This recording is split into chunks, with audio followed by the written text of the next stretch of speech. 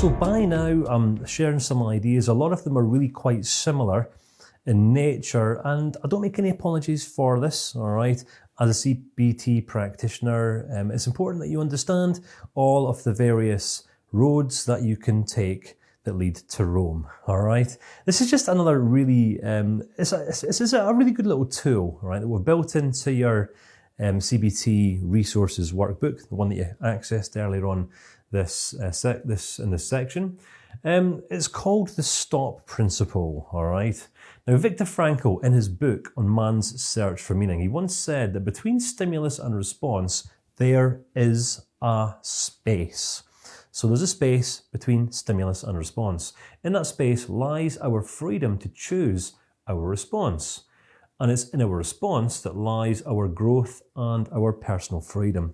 Now, as I mentioned earlier on, Viktor Frankl, he had experienced the Nazi concentration camps back in World War II. He'd seen many of his family members, friends, loved ones killed, tortured, executed, persecuted.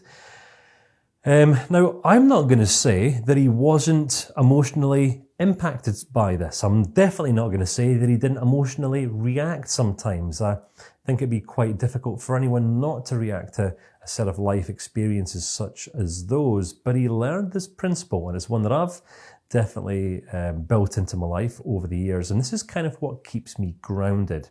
This is just one little life skill that, again, can be very, very powerful to teach young people. If you are watching this as a teacher, as a parent, as an instructor, something like this, all right? Even as a CBT practitioner, if you plan on working with clients who are literally brand new to self-awareness and personal growth and improvement, this can actually be the starting point. Remember the thought record that I mentioned earlier on. So all we need then is just simply a tool that we can use every single time we have an emotion going on that previously, earlier, in the earlier years of our development in life, we might have kind of reacted to an emotion, right? So in the same way that for Karen, uncertainty was bad. She would feel a little bit of angst and resultantly just freeze. So that's Karen's default mode. We want to find a way of resetting the default mode. And this is where this little tool comes into play. Stop and think. We use what's called a stop card. Now, this can be absolutely anything. It's just a way for learning to regulate ourselves in a more helpful way than that we've kind of regulated ourselves before in the past. I'll give you an example here, all right? If you've watched any more than one of my courses, you probably see this thing around my neck, all right? So I don't walk around with a stop card in my wallet. What I've had pretty much for the extent of my life is I've had a thorn in my side. I'm not talking about an actual tangible thorn. It's one of, believe it or not, insecurity. Now, it's not that this kind of weighs me down and devastates me, but it's always there. All right, I always have this concern about whether people like me or whether I don't, believe it or not. All right, now, most people in life have similar concerns. These concerns, some people prevent a person from doing anything in life, and some people can still function in a relatively healthy way with them, right? I'm one of those. But it's taken a bit of time. Throughout my teens and my 20s, I would try to overcompensate for that which I felt I was lacking. All right, because I was insecure in myself, especially back in my younger years, I felt completely insignificant. Now, there's obviously reasons for this, but what I'm saying here is anytime I felt insignificant, this would generally provoke a certain set of over-enhanced actions or behaviours. Now, back when I was in my early 20s, I actually got myself into quite a lot of trouble with the police. I actually ended up developing a criminal record.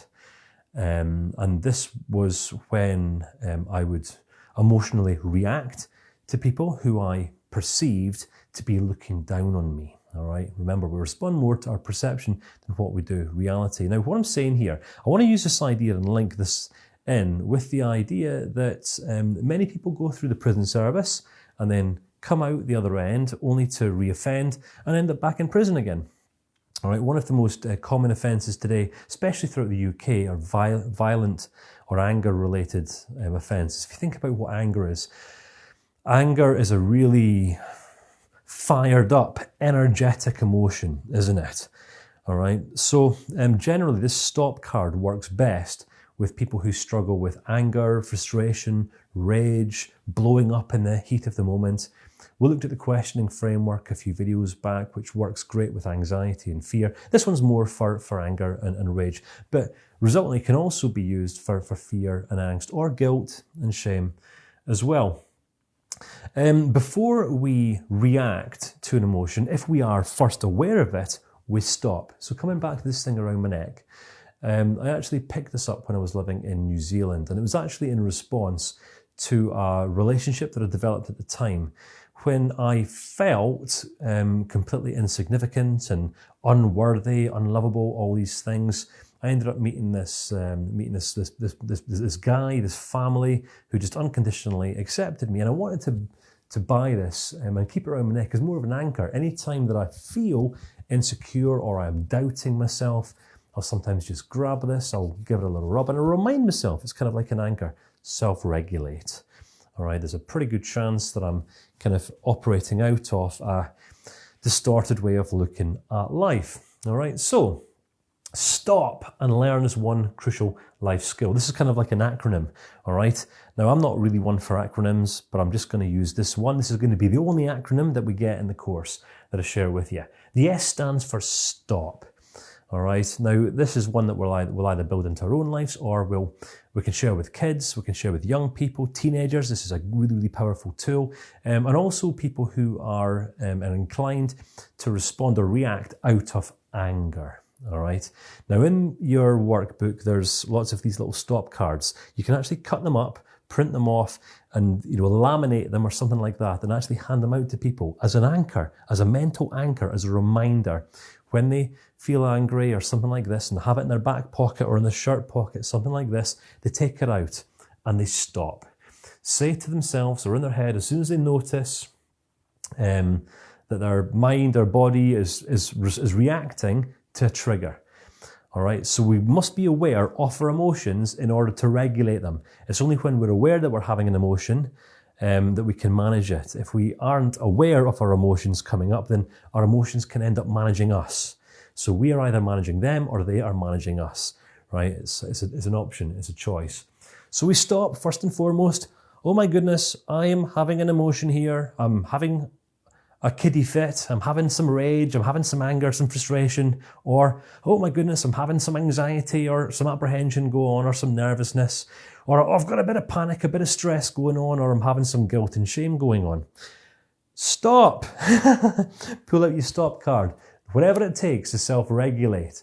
My goodness, get a tattoo on your finger, do whatever you've got to do. Some way of just reminding yourself.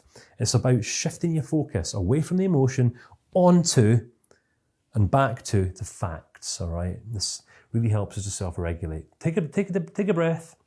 That's what the T stands for. Stop. I'm not going to teach you how to do deep breathing exercises or anything like that. That's not what this course is about, all right? But it's just about us stopping dead in our tracks. Take a deep breath, slow down, and observe ourselves.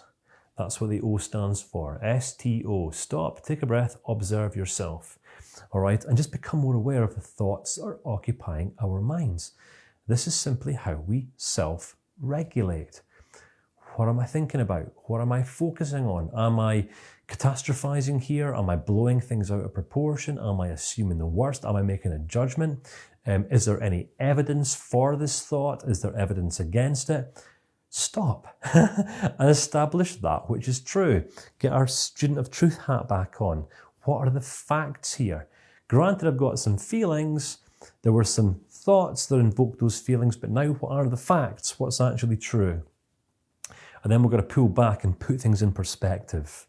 The thought challenging aspect of CBT. We do not believe everything that we automatically think. Listen, this isn't new, all right? And in terms of following on from the Socratic questions, this is very, very basic, but it's just a tool that you can keep in your toolbox. Pull out as or when or if necessary, all right? If you're working with young people, this one works great. If you're working with fully grown adults, this might not be so appropriate. Socratic questions might be a bit more effective. And then, once we have stopped, proceed and practice what works instead. Now, just to link back to the conversation with Karen, we went through the A, B, C, and D, and we literally, pulled the unhelpful way of thinking, the assumption, uncertainty is bad. We pulled it apart, and then we just simply reviewed uncertainty from this new perspective. We proceeded and practiced then what is actually going to serve our clients more effectively instead, or ourselves, or whoever we are working with. So, in your resource, there's a sheet, I think, with a whole load of these stop cards. Cut them up, laminate them, something like this. Really cool little tools you can give out to people. If you intend on doing self-regulation workshops with young people as part of a charity group or in a school, something like this, then give every single kid one of those, all right? It's just about helping them to appreciate and actually identify that there is a space between stimulus and response. There's a space between activating events and emotional consequence. And this is where we just simply need to get better at self-regulating, observing ourselves, and establishing what's true, rather than just habitually arriving at the worst case assumption or the worst case judgment call. All right, you with me? So cool little tool. Practice this on yourself. Get one in your own pocket if you have to, and share it with young people or your clients. So that's all for here, and I'll see you again in the next clip.